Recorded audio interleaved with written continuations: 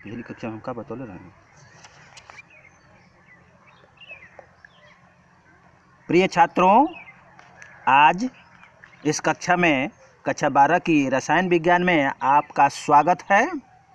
हमने पिछले वीडियो में आपको फलक केंद्रीय घनीय कोष्ठिका में उपस्थित परमाणुओं की कुल संख्या ज्ञात करने का सिस्टम बताया था और कुछ क्वेश्चन दिए थे, लेकिन आप लोगों ने उस क्वेश्चन का कोई आंसर नहीं दिया और ना ही कमेंट करके मुझे आप लोगों ने सूचित किया कि हाँ नहीं आ रहा है या क्या हो रहा है, कैसे हो रहा है। तो फिर से उस क्वेश्चन को लगाने की कोशिश कीजिएगा। आज हम जो है आपको निबिड संकुलित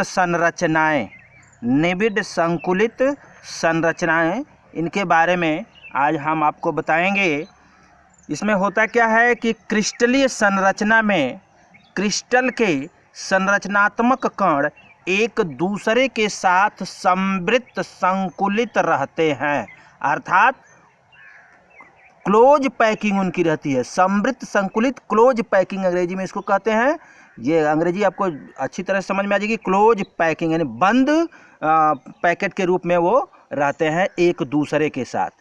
यह पैकिंग इस प्रकार होता है कि संरचनात्मक कण अधिकतम उपलब्ध स्थान घेर सके तथा क्रिस्टल अधिकतम घनत्व प्राप्त कर सके।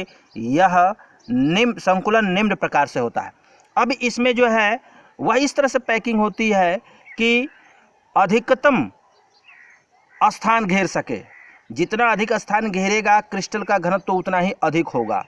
अब ये जो है इसमें पहला है एक बीमा में निबिड संकुलन। इस प्रकार के संकुलन में संरचनात्मक कण एक दूसरे को स्पर्श करते हुए व्यवस्थित रहते हैं, जैसा कि इस चित्र में दिखाया गया है। इस चित्र में दिखाया गया है यह एक रैखिक में संकुलित है। यह एक दूसरे से जुड़े हुए आपस में सटे हुए व्यवस्थित हैं। तो इस तरह की यदि संरचना होती है तो उसे एक बीमा में निबिड संकुलन कहेंगे, ठीक है। और दूसरा इसमें है द्विबीमा में निबिड संकुलन। द्विबीमा में निबिड संकुलन, इसमें क्या होता है कि निबिड संकुलित गोलों की पंक्तियों को एक साथ व्यवस्थित करके प्राप्त की जाती है, जो दो भिन्न प्रकार की होती है। इसमें यहाँ चित्र है, इस चित्र में देखिए इसमें क्या किया गया है। पहला है वर्गाकार निबिड संकुलन। इसमें होता क्या है कि एक लाइन आपने गोलों की रख ली, उसके ऊपर ठीक दूसरी लाइन रखी, तीसरी लाइन रखी। आप यहाँ पे देख रहे हैं कि पहले गोले के ठीक ऊपर दूसरा गोला है, उसके ऊपर ठीक तीसरा गोला है, न कि इसके गैप में है। तो इस तरह से जब गोलों की हम व्यवस्था करते हैं, अर्थात इसमें गोलों की इस प्रकार के संकुलन में प्रत्येक गोला 4 निकटवर्ती गोलों के संपर्क में रहता है। जैसा कि ये गोला है, इसमें 1 2 3 4 ये 4 निकटवर्ती गोलों के संपर्क में रहता है।